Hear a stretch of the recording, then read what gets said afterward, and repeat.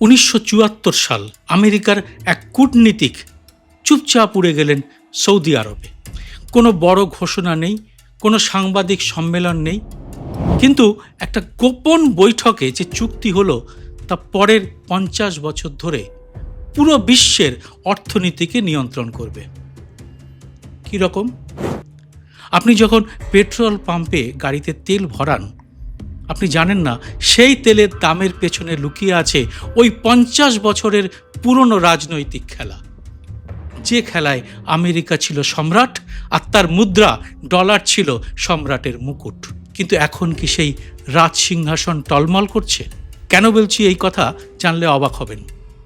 খোদ সৌদি আরব এখন ডলার ছেড়ে চীনের মুদ্রা ইউয়ানে তেল বিক্রি করছে। ভারত রাশিয়ার তেল কিনছে রুপিতে। চীন, রাশিয়া, ব্রাজিল, ইরান একজোট হচ্ছে নতুন এক পৃথিবী গড়তে, যেখানে ডলারের আর দরকার হবে না। এটা কি সত্যিই হবে? ডলারের রাজত্ব কি শেষ হতে চলেছে? আর এই পরিবর্তন আপনার আমার জীবনে কি কি বদল আনবে? আজকের এই এপিসোডে অত্যন্ত সরল ভাষায় অর্থনীতির যে গল্পটি আপনাদের সামনে আনব, তা যে কোনো থ্রিলারের চেয়ে কম নয়। আর তার কেন্দ্রে রয়েছে এই ইরান যুদ্ধ এবং ডোনাল্ড ট্রাম্প। গোটা বিশ্বের পরিস্থিতি বোঝার জন্যে এই বিষয়টি জানা খুব দরকার। আর এটা জানলেই ভূ রাজনীতির জটিল অঙ্ক আপনার কাছে জলের মতো সহজ হয়ে যাবে। ভিডিওটি পুরোটা দেখে ভালো লাগলে লাইক ও শেয়ার করে আরও মানুষের মধ্যে ছড়িয়ে দিতে ভুলবেন না। নমস্কার, সবাইকে স্বাগত। আমি সুব্রত বসু। এই গল্পটা শুরু হয় দ্বিতীয় বিশ্বযুদ্ধের পরপরই। 1944 সালে আমেরিকার নিউ হ্যাম্পশায়ারের ব্রেটন উড শহরে পৃথিবীর 44টা দেশ একসঙ্গে বসে একটা চুক্তি করে। চুক্তিটার মূল কথা ছিল এবার থেকে বিশ্ব বাণিজ্যের মুদ্রা হবে আমেরিকান ডলার এবং প্রতিটি ডলার সোনার সাথে যুক্ত করা থাকবে।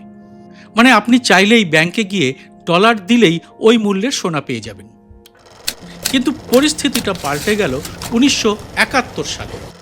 আমেরিকার তৎকালীন প্রেসিডেন্ট রিচার্ড নিক্সন একটি মোক্ষম চাল খেললেন। তিনি ঘোষণা করলেন ডলারের সঙ্গে সোনার সম্পর্ক শেষ। গোটা বিশ্ব এতে চমকে গেল। আর এই জন্যে এটাকে ইতিহাসে বলা হয় নিক্সন শক। সোনার সাথে ডলারের সম্পর্ক ছিন্ন হওয়ার পর স্বাভাবিকভাবেই প্রশ্ন উঠল, তাহলে ডলারের পেছনে আছেটা কি? একটা কাগজের নোটের দাম কে দেবে? আমেরিকা তখন আর একটা অসাধারণ চাল চালল। সেটা জানলে অবাক হতে হবে। এবার আসবো সেই চালের কথায়। 1973 সাল আরব দেশগুলো ইসরায়েলের সঙ্গে যুদ্ধে জড়িয়ে পড়ল।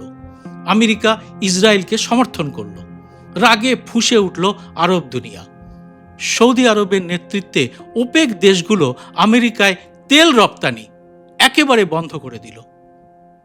এর পরিণাম হলো ভয়াবহ। আমেরিকায় পেট্রোলের দাম রাতারাতি 4 গুণ বেড়ে গেল। পেট্রোল পাম্পে লম্বা লাইন, মানুষ রাস্তায় গাড়ি ঠেলছেন, দেশ জুড়ে আতঙ্ক। এই সংকট থেকে বেরিয়ে আসতে আমেরিকার তৎকালীন বিদেশ মন্ত্রী হেনরি কিসিঞ্জার 1974 সালে চুপচাপ উড়ে গেলেন রিয়াধে। সৌদির রাজার সঙ্গে তার একটা গোপন বৈঠক হলো একটি চুক্তি, যে চুক্তির কথা আমি প্রথমে আপনাদের বলেছি। এই চুক্তির শর্ত কি ছিল? সৌদি আরব এবার থেকে তেল বিক্রি করবে শুধু আমেরিকান ডলারে। আর বিনিময়ে আমেরিকা তাদের কি দেবে? সৌদি রাজতন্ত্রকে সামরিক সুরক্ষা, আধুনিক অস্ত্রশস্ত্র এবং রাজনৈতিক সমর্থন যোগাবে আমেরিকা। এই চুক্তির পর একে একে বাকি উপসাগরীয় দেশগুলো একই পথে হাঁটল। আর এর থেকেই জন্ম হলো পেট্রো ডলার সিস্টেমের। আর আমেরিকা এই সব দেশে একের পর এক সামরিক ঘাঁটি এবং আধিপত্য তৈরি করতে লাগলো। আর এই সব দেশের শাসকরাও পায়ের উপর পা তুলে রাজসিক আরাম উপভোগ করতে থাকলেন। আর এই পেট্রো ডলারের ফল কি হলো? এর ফলাফল হলো একেবারে ম্যাজিকের মতো। পৃথিবীর যে কোনো দেশ তেল কিনতে চাইলে তাকে আগে ডলার কিনতে হবে। জাপান হোক, জার্মানি হোক, ভারত হোক বা চীন, সবাইকে। এর মানে সারা বিশ্বে ডলারের চাহিদা সব সময় একই রকম থাকবে। আর সেই ডলার আবার ফিরে আসবে আমেরিকার ট্রেজারি বন্ডে, মানে আমেরিকাকে ঋণ দেওয়ার রূপে। বিষয়টি সহজ করে বললে আমেরিকা কার্যত সারা বিশ্বের কাছ থেকে বিনা সুদে টাকা ধার নিচ্ছে, প্রিন্ট করছে কাগজের নোট, আর পৃথিবী সেই কাগজের বদলে লেনদেন করছে তেল বা অন্য জ্বালানি। কিন্তু আর তো কোনো উপায়ও নেই। তেল নিতে গেলে তা ডলার দিয়েই কিনতে হবে গোটা বিশ্বকে। ফ্রান্সের প্রাক্তন প্রেসিডেন্ট ভ্যালেরি জিসকার্ড দ'এস্তে একবার রেগে গিয়ে বলেছিলেন, আমেরিকার এই সুবিধেটা হলো এক্সোবিটেন্ট প্রিভিলেজ, অর্থাৎ অসম্ভব রকমের একটা অন্যায় সুবিধে। আর এই সুবিধের জোরেই আমেরিকা দশকের পর দশক ধরে নিজের বাজেটের ঘাটতি মেটাচ্ছে, যুদ্ধ চালাচ্ছে, গোটা বিশ্বে দাদাগিরি করছে, অথচ দেউলিয়া হচ্ছে না, কারণ সারা পৃথিবী তার ঋণপত্র কিনছে। কিন্তু ইরান যুদ্ধ রাজার সেই মসনদে এমন চিড় ধরিয়েছে যে পাগলা জগায় ট্রাম্পের মাথাও এখন আরও খারাপ হয়ে গেছে। কিন্তু এই কাজটা শুরু হয়েছিল বেশ কিছু বছর আগে থেকেই। 2022 সালের ফেব্রুয়ারিতে রাশিয়া ইউক্রেন আক্রমণ করল। আমেরিকা এবং পশ্চিমী দেশগুলো রাশিয়ার বিরুদ্ধে ব্যাপক অর্থনৈতিক নিষেধাজ্ঞা চাপালো। সবচেয়ে বড় ধাক্কাটি এলো আন্তর্জাতিক ব্যাংকিং সিস্টেম বা সুইফট থেকে রাশিয়াকে বের করে দেওয়া। রাশিয়ার প্রায় $300 বিলিয়ন বিদেশি মুদ্রার রিজার্ভ জব্দ করে নেওয়া হলো। এই ঘটনাটা পৃথিবীর অনেক দেশকেই ভাবিয়ে তুলেছিল। এরকম অবস্থা তো তাদেরও হতে পারে। চীন ভাবল তাদের $3.2 ট্রিলিয়ন বিদেশি রিজার্ভ তো এরকমভাবে যে কোনো সময় জব্দ হয়ে যেতে পারে। আর সব থেকে বড় ভাবনাটা এলো কিন্তু খোদ সৌদি থেকেই। তারা ভাবল 1974 সালে যে চুক্তিটি তারা করেছিল সেটা এখনো কি তাদের পক্ষে লাভজনক হচ্ছে। আর রাশিয়া বাধ্য হয়ে ডলারের বাইরে পথ খুঁজতে শুরু করলো। তৈরি হলো একটা নতুন শব্দ, ডি-ডলারাইজেশন, ডলার থেকে মুক্ত হওয়া। এখন একটু চোখ বুলানো যাক বর্তমান বিশ্বের দিকে। 2023 সালে সৌদি আরব ঘোষণা করলো তারা চীনের কাছে তাদের মুদ্রা ইউয়ানে তেল বিক্রি করতে রাজি। যে দেশটা গত 50 বছর ধরে শুধু ডলারে তেল বিক্রি করেছে সে হঠাৎ অন্য মুদ্রায় যেতে রাজি হলো। এটা কিন্তু বিশ্ব রাজনীতিতে বিশাল বড় একটা ঘটনা। 2022 সালের পর থেকে ভারতও রাশিয়ার কাছ থেকে বিশাল পরিমাণে সস্তায় তেল কিনছে রুপি এবং রাশিয়ার মুদ্রা রুবলে। আর এর মধ্যে এসে গেল ব্রিক্সের ভাবনা। ব্রাজিল, রাশিয়া, ভারত, চীন, দক্ষিণ আফ্রিকা নিয়ে তৈরি ব্রিক্স এখন আরও বড় হয়ে উঠেছে। 2024 সালে এতে যোগ দিয়েছে ইরান, সংযুক্ত আরব আমিরশাহী, মিশর, ইথিওপিয়া। সৌদি আরব আলোচনায় আছে। এই জোটের মোট জিডিপি এখন G7 কাছাকাছি পৌঁছে গেছে।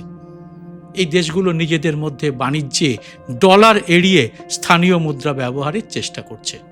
তারা নিজেরাও একটা মুদ্রা তৈরি করার কথা ভাবছে। তবে এর মধ্যে আমেরিকার নিজেরও পরিবর্তন অনেকটাই হয়েছে। আজকের আমেরিকা কিন্তু আর আগের মতো নেই যে তেলের জন্য তাদের মধ্যপ্রাচ্যের মুখাপেক্ষী হয়ে থাকতে হবে। শেল বিপ্লবের ফলে আমেরিকা এখন বিশ্বের 1 নম্বর তেল এবং প্রাকৃতিক গ্যাস উৎপাদনকারী দেশ।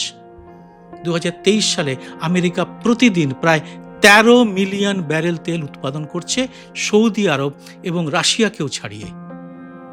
তাই মধ্যপ্রাচ্যকে ডলারে তেল বিক্রি করতে বাধ্য করার আর সেই তীব্র প্রয়োজনটা আমেরিকার কমে এসেছে। কিন্তু এর মধ্যে অত্যন্ত অনৈতিকভাবে ট্রাম্প দখল করেছেন বিশ্বের 1 নম্বর তেলের সঞ্চয়কারী দেশ ভেনেজুয়েলা।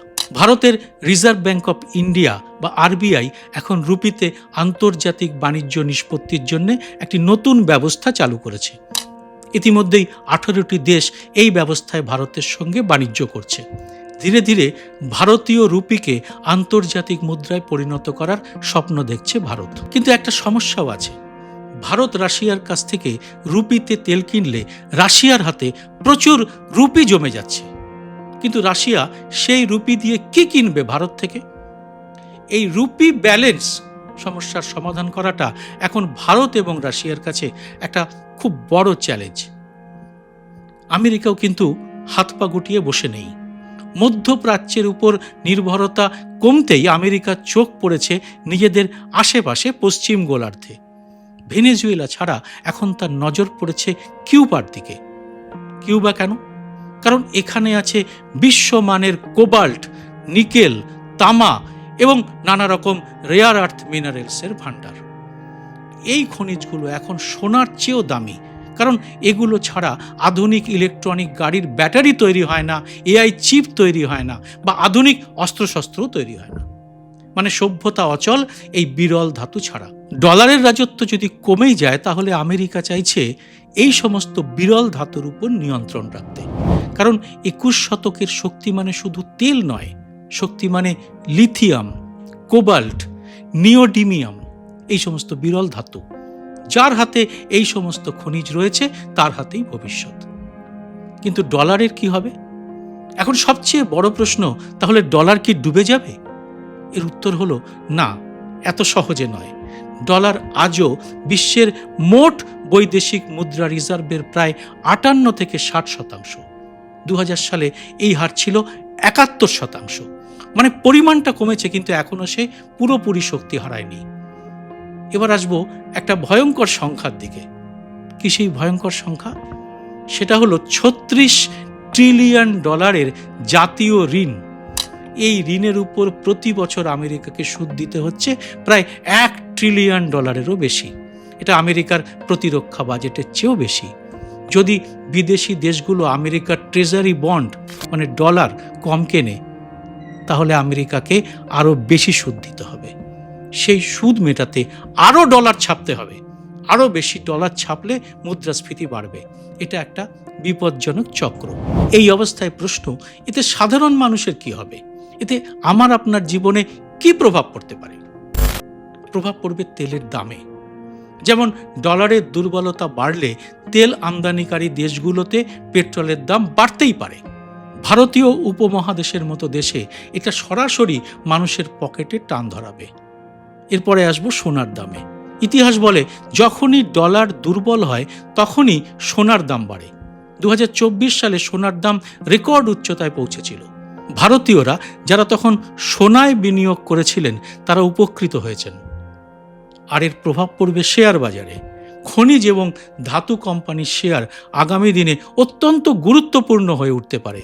লিথিয়াম, কোবাল্ট, তামা, নিকেল এই সমস্ত ধাতুর চাহিদা বাড়বেই। এবার আসবো কোটি টাকার প্রশ্নে। ডলার কি সত্যি শেষ হবে? এর উত্তরে বলা যায়, ইতিহাস ঘাটলে দেখা যাবে প্রতিটি যুগেরই একটা প্রধান মুদ্রা থাকে। একসময় ছিল পর্তুগিজ রিয়াল, তারপরে স্প্যানিশ পেসো, তারপর ব্রিটিশ পাউন্ড, তারপর আমেরিকান ডলার। প্রতিটি মুদ্রার উত্থান হয়েছে এবং একসময় অন্য কেউ এসে তার জায়গা নিয়ে নিয়েছে। পেট্রো ডলারের যুগ হয়তো শেষ হতে চলেছে, কিন্তু ডলারের পতন মানেই পৃথিবীতে একটা বিকল্প মুদ্রা আসবে এমনটা কিন্তু নাও হতে পারে। বরং আগামী দিনের পৃথিবী হয়তো বহু মুদ্রার পৃথিবী হবে। ডলার, ইউয়ান, রুপি, ইউরো সব একসাথে চলবে একটা জটিল ভারসাম্যে। যারা এই পরিবর্তনটা বোঝেন তারা এর মধ্যেই প্রস্তুত হতে শুরু করেছেন। আর যারা প্রস্তুত থাকে তারাই ইতিহাসের নতুন অধ্যায় লেখে, যেমন এক সময় লিখেছিল আমেরিকা। এ ব্যাপারে আপনি কি ভাবছেন অবশ্যই জানাবেন কমেন্ট বক্সে। জয় হিন্দ, সত্যমেব জয়তে।